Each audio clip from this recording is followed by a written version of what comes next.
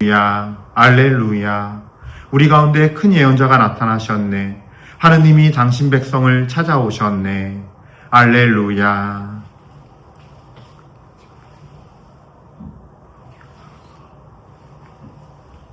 주님께서 여러분과 함께 또한 사제의 영과 함께 마르코가 전한 거룩한 복음입니다. 주님 영광 받으소서.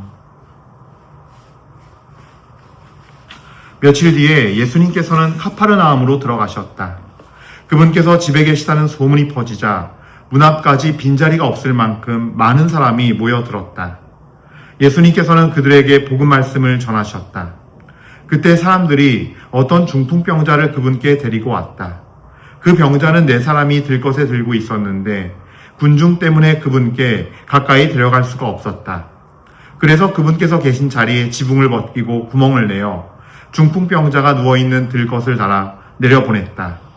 예수님께서 그들의 믿음을 보시고 중풍병자에게 말씀하셨다.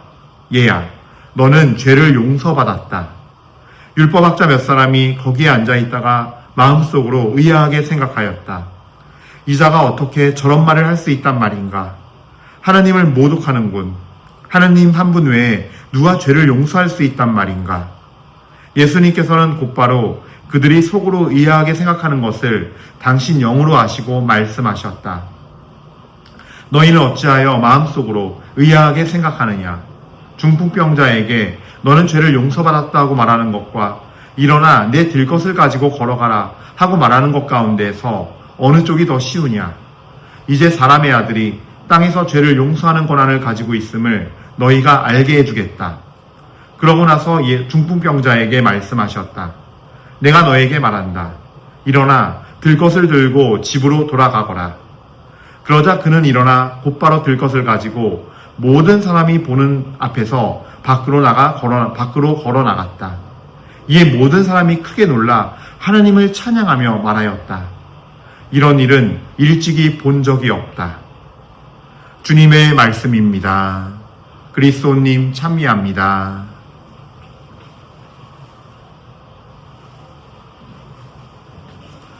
참미 예수님, 은요 1830 교회 여러분들, 그래요. 하루 잘 보내셨나요?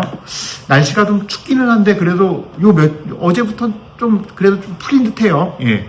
어제부터 이제 겨울이 1월이니 겨울이 겨울 다워야죠. 뭐, 추워도 따뜻하게 잘 입고, 특히 또 독감 요즘 유행인데, 예, 독감 조심하시면 좋을 것 같아요. 보니까 독감 걸리신 분들이 굉장히 힘들어 하더라고요. 그리고 또 전염도 잘 되나 봐요, 이게. 그래서, 어르신들은 특히 이제 마스크 잘 쓰시고, 뭐 어르신이나 아니나 마찬가지인 것 같아요. 이게 또 내가 순간 또 컨디션 안 좋고 이렇게 뭔가 몸에 저항력이 순간 떨어지면요, 또 갑자기 이렇게 독감 같은 그런 바이러스는 잘 들어오니까 조심하시면서, 예, 겨울 건강히 육신의 건강도 잘 챙기셨으면 좋겠습니다.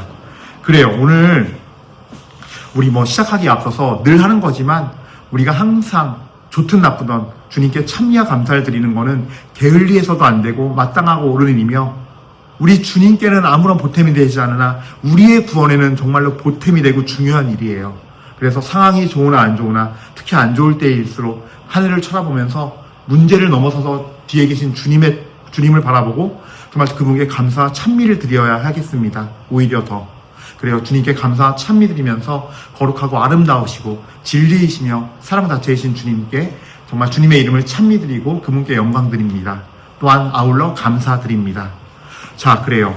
오늘 복음 말씀은요, 중풍병자를 치유하신 예수님에 관한 이야기인데, 이 복음에서 사실 이 복음이 되게 중요한 건 뭐냐 하면, 예수님께서 하시는 그 치유와 구마의 활동들, 그리고 복음을 전파하는 그 활동들 속에는 무엇이 담겨 있느냐예요. 그러니까 복음 전파를 통해서도, 치유를 통해서도, 구마를 통해서도 무엇을 우리에게 주시고자 하느냐? 하느님 나라예요. 하느님 나라. 때가 가까웠으니 너희는 회개하고 복음을 믿어라. 그리고 하느님 나라가 다가왔으니 회개하고, 그다음에 그렇죠. 복음을 믿어라. 이렇게 성경은 전하잖아요. 그러면은 이 복음이 무언가에 대해서 말씀을 전하시고 치유를 하시고 구마를 하시는 그리고 또 죄인들과 만나시면서 친교를 이루시고 사랑으로 그들을 섬기시는 이 4가지의 활동을 통해서 예수님께서 궁극적으로 무엇을 원하시는가인데, 특별히 이 치유에서는 바로 이 치유가 단순히 몸을 고치는, 의사가 병을 고치는 치료 행위가 아니라, 의료 행위가 아니라 예수님께서 바로 죄를 용서하시는, 즉 육신만이 아니라 영과 혼을 완전히 주님 앞에 새롭게 만드시는, 깨끗하게 만드시는 행위다라는 거예요. 근데 제가 요 며칠 전부터 계속 말씀을 드렸지만, 치유에서는 어떤 복음에서는 이렇게 오늘 복음처럼 너의 죄는 용서받았다 하는 내용이 있고, 또 평안히 가라, 내 믿음이 너를 살렸다, 너를 구원하였다 하여라는 여인에게 하셨죠. 또 그리고 얼마 전 읽은 나병 환자에게는 가서 이 일을 사람들에게 알리지 말고 그저 조용히 모세가 정한 율법대로 예물을 갖고 사제에게 가서 몸을 보이고 증거하여라, 그들에게 깨끗해졌음을. 이렇게 하시는 경우도 있고, 그러니까 다 다르단 말이에요. 여기에는 분명히 예수님의 치유는 용서가 있어요. 그 용서는 다른 것이 아니라 바로 우리의 영혼을 원래의 상태, 하나님께서 처음에 창조하신 그 모습 그대로 깨끗하게 해주심을 말해요. 그러니까 몸만 깨끗해지는 것이 아니라 혼도, 영도, 그래서 영혼까지 다 깨끗해지는 사건이 바로 예수님께서 하시는 치유의 의미예요. 근데 여기서 많은 사람들이 착각을 하는 게 뭐냐면요. 우리가 성경을 읽고 묵상하는 가운데서도 병이 나은 것은 병만 나은 게 아니라 용서받은 거니까 내가 치유받을 수 있도록 치유해달라고 기도해야지, 에만 집중할 수도 있다라는 거예요. 그 대부분의 분들이 성경을 묵상하면서 그런 고민을 하지 않더라도 일단 아프고 힘들면 어떻게 돼요? 주님께서 나에게 자비를 베풀어 주시길 바라는 마음에 온 가족이 다 같이 일어나서 병을 고쳐달라고 기도를 하지요. 육신의 병을. 근데 대부분의 초점은 이 육신에만 맞춰져 있어요. 또 신앙생활을 조금만 더한 사람들은 하나님께서 이 육신을 치유하시면서 용서해 주실 거야. 왜? 이 복음을 근거로 얘기해요. 근데 착각하면 안 돼요. 예수님께서는 아까 제가 처음에 말씀하신 것처럼 어제 묵상했던 나병 환자, 달랐어요. 분명히 거기에 네 죄는 용서받았다, 네 믿음이 너를 구원하였다, 평안히 가란 말은 없었어요. 그러니까 이런 어떤 치유에서 어떤 과정을 거쳐서 깨끗해지느냐는 다 달라요. 각 사람에게 다르게 주셨다는 얘기예요. 나병 환자에게는 중요한 임무를 주셨어요. 왜냐하면 그 사람이 공동체 앞에서도 증거해야 돼요. 나병이 어떤 사람들이, 그 마을이나 공동체가 나병에 대한 부정적인 인식을 갖고 있었고, 또 나병이 전염이 된다는 생각도 있었기 때문에, 그런 어떤 당시에 그런 사고들이 있었기 때문에 공동체에 증명을 해서 내가 공동체 앞에 서서 깨끗해져서 사람들과 함께 지낼 수 있고 그들과 삶을 나눌 수 있고 친교를 나눌 수 있으니까 증명해야 되는 거예요. 그러니까 모세의 율법 말씀대로 순서에 따라서, 그 말씀의 질서에 따라서 순종하고 따라가기를 원했던 거고, 여기서는 또 다른 의미가 있겠죠. 오늘 이 복음에서는 중풍병자에게는 어떤 비밀이 있었기에 예수님께서 그를 보자마자 네 죄는 용서받았다 라고 말씀하시는 걸까? 메시아인 주님께서 이 세상에 왜 오셨는지를 공적으로 드러내고 사람들에게 정말로 하나님의 아들로서 선언하는 거지만, 또 동시에 이 병자에게는 어떤 일이 있었길래, 하나님은 한 사람의 영혼의 그 삶까지도 보시는 분이니까요. 우리가 보면 좋을 것 같습니다. 자, 그래요. 오늘 중풍병자는요, 저는 이 병자에 대해서, 병자의 입장에 대해서 깊이 바라봤어요. 분명히 어느 순간 몸에 마비가 와서 움직이지 못하기 시작했을 거고, 누워있지 않으면 안 되는 상태가 되었을 거예요. 그런데 생각해 보세요.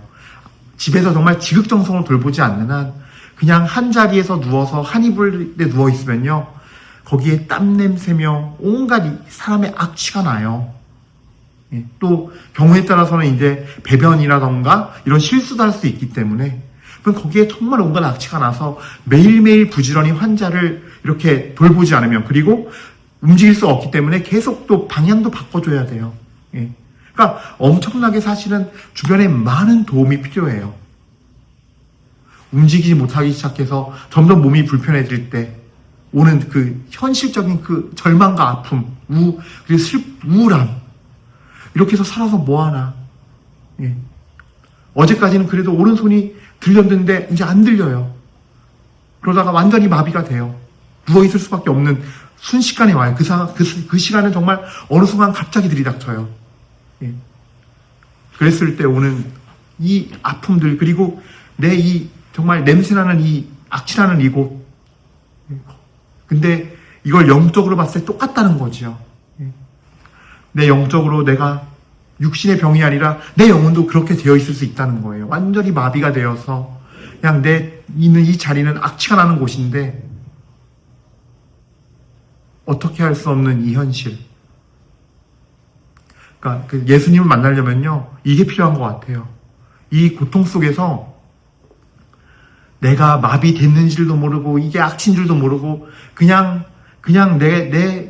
내 침, 내 땀, 심지어 내 변까지 묻어있는 그냥 그 자리가 좋으면 그 사람은 변화의 여지가 없는 거예요. 예.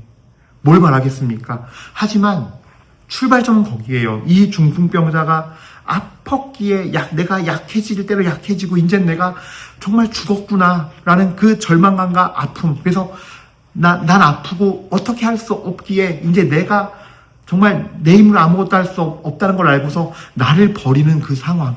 그러니까 이 중풍병자의 모습은 우리가 예수님께 가는 여정에서 우리 영혼의 여정도 똑같다는 거예요. 중풍병자랑 비유하면. 예. 그랬을 때 주님 시선이 올바지게 돼요.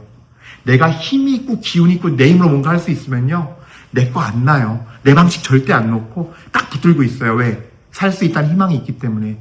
이 절망에서 난 희망으로 넘어갈 거야. 내가 지금 내 힘으로 할 수 있어. 내 방식으로 내가 지금까지 해왔던 내 신념과 내 방식대로 난 갈 수 있어.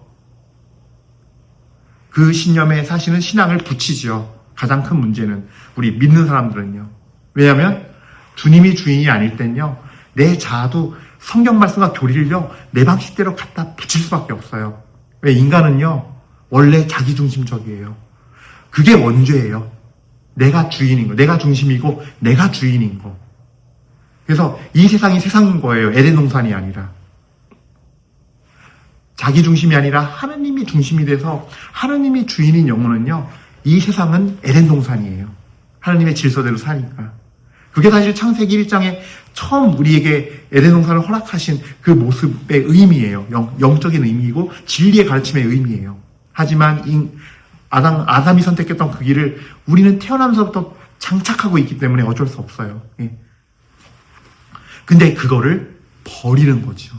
그 중심이 올라가려면 내가 약하고 아프고 어쩔 수 없구나. 그래서 내 지금 있는 이 자리가 지금 절망과 원망과 아픔과 미움과 분노와 나의 죄로 인해서 온갖 악취가 단한데서 나는 마비된 채 뒹굴고 있구나를 깨닫고서 아프기에 이걸 살려주세요 하고 눈을 옮길 수 있는 그 마음이 되어야 한다는 거죠. 그랬을 때 다른 것들이 보이고 들리기 시작해요. 분명히 여기 있는 마을 사람들도, 돌보던 사람들도, 가족들도 지나가면서 한마디 치겠을 거예요. 자기들끼리도 얘기하는 걸 잠결에 들었을 수도 있고 엿들었을 수도 있을 거예요. 뭐냐? 바로 예수님이에요. 아유, 어제 가파르남 저기 회당에서 저기 보니까 그 어분의 그 시몬네 집에 그 장모님이 열병을 앓고 있었는데 그냥 손 딱 대자마자 나으셨대. 부터 시작해서 거기에 또 저녁에 사람들이 몰려갔는데 거기에 있던 이상한 그 정신 나간 애 있잖아. 그 막 귀신 들린 마귀 들린 애처럼 그런 애들 걔도 다 돌아왔대. 정신이 다 이제 멀쩡해졌대. 등등의 여러 이야기를 들었을 거예요. 그랬을 때 이 중풍병자의 눈은, 영혼의 눈과 마음의 눈과 귀는 예수님께로 향하기 시작했을 거예요. 자케오 세관장이 자케오의 세리가 그랬던 것처럼 어떻게든 예수님 보려고 돌 무화과나무에 올라갔던 그 세리의 마음이 똑같았을 거예요. 자케오의 마음과. 내가 예수님 한번 만날 수만 있다면, 그 눈먼 바르티메오라는 그 눈먼 장님이 앉아있다가 예수님만 오매문만 기다렸던 것처럼 다 그 마음이 하나인 거예요. 하나. 그랬을 때 예수님은 멀리 계시지만 그 마음을 알고 이 마을로 오셨고 그를 만날 줄 알고 계셨을 거예요. 그러면서 이런 여정을 거치고 아픔을 거치고 마음 안에서 주님께 향한 나를 버리고 주님을 향할 준비를 마친 사람이기에 비록 몸은 마비되어 있지만 이 영혼은 준비가 되어 있기에 예수님께서는 사람들을 그때부터 주님 일하시는 거예요. 하나님께서 그때부터 일을 하세요.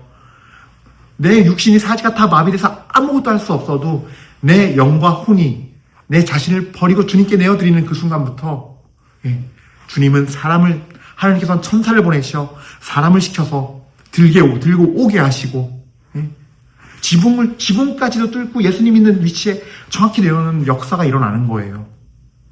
근데 또 보세요. 이렇게 해서 영적으로 봤을 때는 이 중풍병자가 내가 나를 버리고 가니까 일이 해결된 게 아니에요. 막상 예수님이 계시던 그 집 앞에 가니까 어떤 일이 벌어져요? 여기 보니까 군중 때문에 그분께 가까이 갈 수가 없었다. 네 사람이 들것에 들고 와 있었는데 군중 때문에 그분께 가까이 갈 수가 없었다. 그래서 그분께서 계신 자리에 지붕을 벗기고 구멍을 내어 중풍병자가 누워있는 들것을 달아 내려보냈다.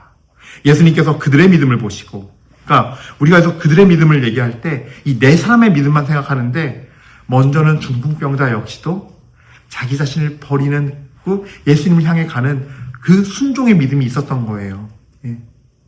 그랬을 때 하나님께서는 일을 하기 시작하세요. 아무것도 없고 사지가 마비돼서 아무것도 할 수 없는 그 사람에게 고통스럽게 외칠 수밖에 없고 말할 수밖에 없는 그 사람에게 4명의 사람이 붙어서 도와주기 시작해요. 그때부터 자신의 정말로 하나님의 방식대로 일이 시작되는 거예요. 근데도 어때요? 가니까 사람들이 앞에 꽉 막고 있어요. 그러니까 내가 주님을 따를 때 벌어지는 일이에요. 정말 내가 다 벗어던지고 회개하고 나서도 바로 내가 이렇게 이제 했으니까 예수님께서 날 이쁘게 보시고 사랑해서 모든 것을 다 형통하게 해주시겠지? 만사형통 되겠지? 꽃길만 걷겠지? 라고 우린 착각하게 되는데 그렇지가 않아요. 또 하나님은 또 여정을 만드세요. 내 앞에 외부로부터 오는 어떤 문제나 상황들, 이게 이제 2단계예요. 그러니까 아까까지 1단계 제가 얘기한 거예요. 1단계는 나와의 싸움이에요. 내 자아를 버리고 주님의 십자가를 따를 그 준비하는 여정. 그리고 그 여정이 준비가 되면 주님께서는 내 육신 사지가 다 꽁꽁 묶여 있어도 아무것도 안 될 것 같아도 그때부터 주님이 움직이기 시작하는데 일사천리로 꽃길만 바로 걷는 게 아니에요. 또 사람들이 앞에 있네요. 현실이 앞에 있네요. 문제가 오네요. 일이 생기네요. 사건이 터지는 것 같고 문제가 터지는 것 같고 이 중풍병자에게 뭐예요? 이 4명의 들것을 든 친구들에게 뭐예요? 앞에 사람이 있어서 예수님한테 갈 수가 없어요. 근데 예수님께서는 또 거기서 이 중풍병자를 위해서 내 사람이 일을 하게 만드세요. 일을 하게 해주세요. 왜? 비록 육신은 꽁꽁 묶여서 아무것도 못해도 영혼은 이미 주님께 가 있으니까 함께 이미 합쳐져 있으니까 그것이 바로 우리의 겸손한 마음으로 우리가 순종할 때 생기는 일이에요. 주님은 이미 내 심장 안에 들어와 계세요. 그때부터 내 안에 들어와 계셔서 내 육신이 마비가 돼 있어도 주님은 일하세요. 우리가 그 믿음을 가져야 돼요. 베드로에게도 무리를 걸어오라고 그러시잖아요. 복음서에 보면은 예수님만 보고 걸어갈 때 아무 문제 없었어요. 마음이 하나가 되고 눈을 마주치면서 갈 때는 아무 문제가 없었어요. 근데 밑에 이 문제, 현실 상황, 파도가 툭툭 몰아치는 상황을 보니까 물에 풍덩 빠져요. 참 신기해요. 예수님은 내 심장 안에 이미 계신데 빠진 베드로에 어떻게 해요? 그냥 빠져서 허우적거리게 둬요? 어느샌가 예수님이 와서 손을 내밀죠. 이 믿음이 적은 자야 하면서 떠난 적이 없는 거예요. 예수님은요. 옆에 계신 거예요. 그 파도 속에서도 이미 예수님은 내 안에 계신 거고 내 심장 안에 계신 거예요. 그게 바로 하나님의 사랑이에요. 바로 그 예수님의 사랑과 하나님의 사랑은 이 중풍병자에게도 동일했던 거예요. 내가 지금 나의 이 모든 걸 다 버리고 예수님께 가야겠다. 마비된 채로 그 악취나는 이불에 누워서 예수님만 오시기를 오매분만 기다리고 마음을 먹었을 때 그분께 모든 걸 그분께 내어 바치기로 마음 먹었을 때 예수님은 중풍병자 마음에 오셨고 이 만나는 순간 그래서 처음으로 하신 말씀이 뭐예요? 얘야 너는 죄를 용서받았다예요. 그리고 이 많은 사람들이 있었어도 주님은 또 마비된 이 병자를 위해서 일하세요. 마비된 나를 위해서 일하세요. 움직일 수 없는 상황이고 아무것도 나는 이 세상에서 육체적으로 내가 힘을 발휘해서 할 수 있는 것이 없는 절망적인 상황일지라도 이 문제 앞에서 주님과 일치돼 있을 때, 나를 버리고 주님을 중심으로 모셨을 때, 그때 비로소 주님은 모든 걸 다 일하시고 당신 앞으로 오게 하는 역사가 있어요. 지붕까지 뚫고, 내 현실 상황도 마찬가지인 거예요.